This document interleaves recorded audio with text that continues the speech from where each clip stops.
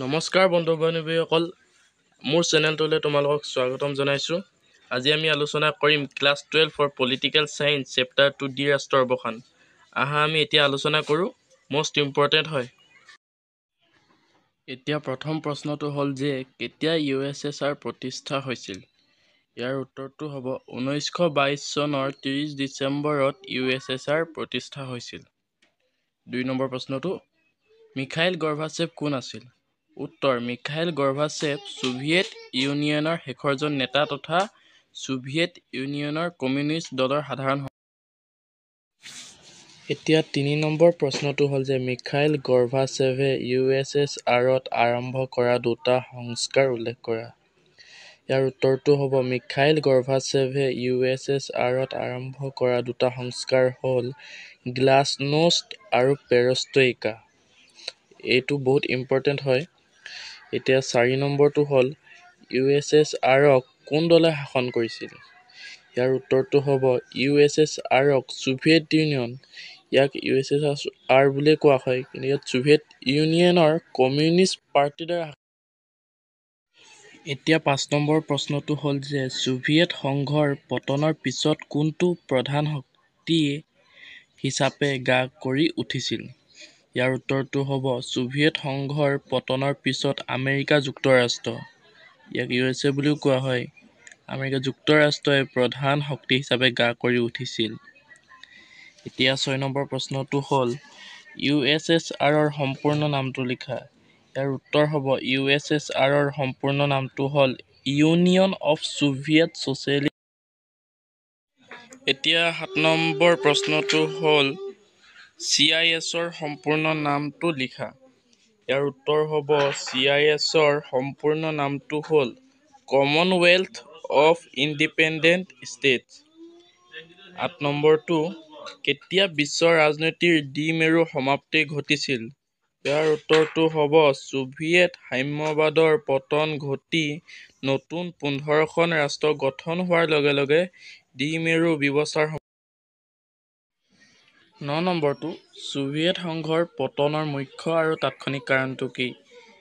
উত্তৰ, ছোভিয়েট সংঘৰ পতনৰ মুখ্য আৰু তাৎক্ষণিক কাৰণটো হ'ল মিখাইল গৰ্বাচেভৰ দ্বাৰা প্ৰস্তুত কৰা গ্লাছনোষ্ট আৰু পেৰেষ্ট্ৰইকা সংস্কাৰ। 10 নম্বৰ, কি আদৰ্শৰ ভিত্তিত ছোভিয়েট সংঘ গঠন হৈছিল? উত্তৰ, সমাজবাদী তথা সাম্যবাদী আদৰ্শৰ ভিত্তিত ছোভিয়েট সংঘ গঠন হৈছিল। তো পাছৰ দুখৰি লিখি দিবা, মই উত্তৰটো। 11 নম্বৰ প্ৰশ্ন, দ্বিতীয় বিশ্বৰ পতন বুলি ক'লে কোনখন দেশৰ পতনক বুজায়? ইয়াৰ উত্তৰটো হ'ব দ্বিতীয় বিশ্বৰ পতন বুলি ক'লে ছোভিয়েট ইউনিয়নক বুজায়। 12 নম্বৰ প্ৰশ্ন, ৱাৰছ চুক্তি কোন চনত সম্পাদন কৰা হৈছিল আৰু কোন চনত বাতিল কৰা হৈছিল? উত্তৰ, ৱাৰছ চুক্তি 1955 চনত সম্পাদন কৰা হৈছিল আৰু 1991 চনত বাতিল কৰা হৈছিল। 13 ছোভিয়েট ইউনিয়ন বিভাজনৰ পিছত সৃষ্টি হোৱা দুখন স্বাধীন ৰাষ্ট্ৰৰ নাম লিখা। ইয়াৰ উত্তৰটো হ'ব ছোভিয়েট ইউনিয়নৰ বিভাজনৰ পিছত সৃষ্টি হোৱা দুখন স্বাধীনতাৰ নাম হ'ল ৰাছিয়া আৰু ইউক্ৰেইন। 14 নম্বৰ, কোন চনত বাৰ্লিন দেৱাল ভংগ হৈছিল? উত্তৰ, 1989 চনত বাৰ্লিন দেৱাল। 15 নম্বৰ, কোনজন নেতাই ছোভিয়েট ৰাছিয়াত ৰাজনৈতিক আৰু অৰ্থনৈতিক সংস্কাৰ আৰম্ভ কৰিছিল? উত্তৰ, মিখাইল গৰ্বাচেভে ছোভিয়েট ৰাছিয়াত ৰাজনৈতিক আৰু অৰ্থনৈতিক সংস্কাৰ আৰম্ভ কৰিছিল। 16 নম্বৰ, দ্বিতীয় বিশ্বযুদ্ধৰ পিছত আবিৰ্ভাৱ হোৱা বৃহৎ শক্তি দুটাৰ নাম লিখা। উত্তৰ, 1 নম্বৰ আমেৰিকা যুক্তৰাষ্ট্ৰ, 2 নম্বৰ ছোভিয়েট ৰাছিয়া। 17 নম্বৰটো কোৱাৰ আগতে মই কৈ দিছোঁ যে এই শ্বৰ্ট কুৱেশ্যনসমূহ পৰীক্ষাত আহিবলগীয়া। তোমালোকে যদি ইয়াৰ পৰা কেইটামানো চাই যোৱা তেনেহ'লে পৰীক্ষাত কমন পৰিবই। 17 নম্বৰটো কৈ দিছোঁ শুনা, কোনখন দেশৰ ভাঙোনৰ লগে লগে শীতল যুদ্ধৰ অন্ত পৰে? উত্তৰ, ছোভিয়েট ইউনিয়নৰ ভাঙোনৰ লগে লগে শীতল যুদ্ধৰ অন্ত পৰে। পৰিচিত লিখিলে হ'ব, মই পৰিচিত লিখি দিলোঁ। 18 নম্বৰ, নেটোৰ সম্পূৰ্ণ নামটো লিখা। ইয়াৰ উত্তৰ হ'ব নেট'। সম্পূৰ্ণ নামটো হ'ল নৰ্থ এটলাণ্টিক ট্ৰেড অৰ্গেনাইজেশ্যন। 19 নম্বৰ, দ্বিতীয় বিশ্ব বুলিলে কি বুজা? ইয়াৰ উত্তৰটো হ'ব পূৰ্ব ইউৰোপৰ দেশসমূহে বিশেষকৈ ছোভিয়েট সাম্যবাদী আদৰ্শৰ ৰাষ্ট্ৰসমূহ, যিসমূহ ৰাষ্ট্ৰ ৱাৰছ' চুক্তিত স্বাক্ষৰ কৰিছিল, সেই দেশসমূহক সন্মিলিতভাৱে সমাজবাদী গোট বা দ্বিতীয় বিশ্ব বুলি। 20 নম্বৰ, ছোভিয়েট সংঘৰ ভংগৰ ফলাফলসমূহ আলোচনা কৰা। উত্তৰ: ছোভিয়েট সংঘ ভংগৰ ফলাফলসমূহ হ'ল: 1. শীতল যুদ্ধৰ অৱসান। 2. একক বিশ্বত মহাশক্তি হিচাপে মাৰ্কিন যুক্তৰাষ্ট্ৰ উত্থান। মাৰ্কিন যুক্তৰাষ্ট্ৰক আমেৰিকা বুলিও কোৱা হয়। 3. ছোভিয়েট সংঘ ভংগ হোৱাৰ ফলত বহুতো স্বাধীন ৰাষ্ট্ৰৰ জন্ম হ'ল। 4 নম্বৰটো, ছোভিয়েট সংঘ ভংগ হোৱাৰ ফলত অৰ্থনৈতিক উদাৰীকৰণ, ব্যক্তিগতকৰণ আৰু বিশ্বায়ন প্ৰক্ৰিয়াৰ সূচনা হ'ল।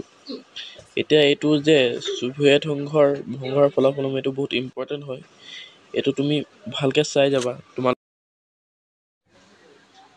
21 নম্বৰ, ছোভিয়েট ইউনিয়ন কিয় ভংগ হৈছিল? ভংগৰ কাৰণবোৰ আলোচনা কৰা।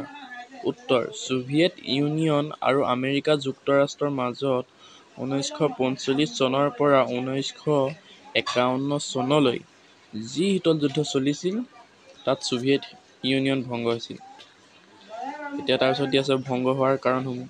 এতিয়া এনেদৰে লিখিবা, ভংগৰ কাৰণসমূহ তলত আলোচনা কৰা হ'ল। 1. 1960 দশকৰ পৰা অংকত ৰূপ লোৱা ছোভিয়েট ইউনিয়নৰ অৰ্থনৈতিক স্থবিৰতা। 2 নম্বৰ, পাৰমাণৱিক আৰু বিশ্ব মহাশক্তি হিচাপে ছোভিয়েট সংঘই আধিপত্য স্থাপনৰ বাবে ব্যয় কৰা সম্পদ আৰু ই দেশীয় অৰ্থনীতিত সৃষ্টি কৰা প্ৰচুৰ। 3 নম্বৰ, প্ৰশাসনিক ক্ষেত্ৰত গঢ়ি উঠা দুৰ্নীতি আৰু ছোভিয়েট কমিউনিষ্ট পাৰ্টিৰ মাজত ক্ৰমাগতভাৱে বৃদ্ধি পোৱা স্বৈৰতন্ত্ৰীয় প্ৰৱণতা। 4.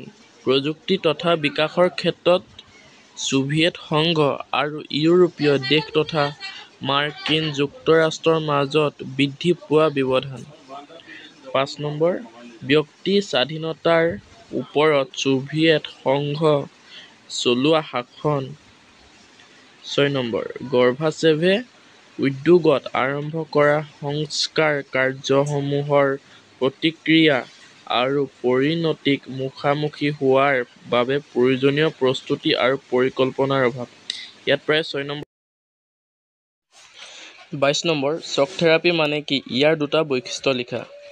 উত্তৰটো হ'ব, শ্বক থেৰাপী হৈছে এক অৰ্থনৈতিক নীতি যাৰ জৰিয়তে ৰাষ্ট্ৰসমূহে দ্ৰুত গতিৰে মুক্ত বজাৰ অৰ্থনীতিত ৰূপান্তৰিত হয়। ইয়াৰ মুখ্য উদ্দেশ্য হ'ল সংকোচন আৰু উদীয়মান সমস্যাসমূহৰ সমাধান কৰা।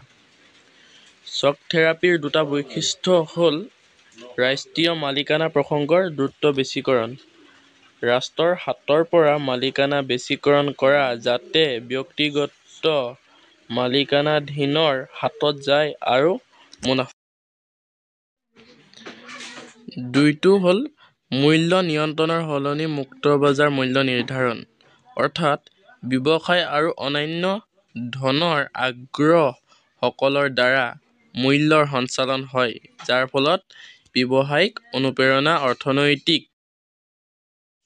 আজিৰ কাৰণে ইমানেই। যদি তোমালোকে এই ভিডিঅ'টোৰ পৰা উপকৃত হৈছা, তেনেহ'লে লাইক, শ্বেয়াৰ এণ্ড ছাবস্ক্ৰাইব কৰি দিবা। Thank U.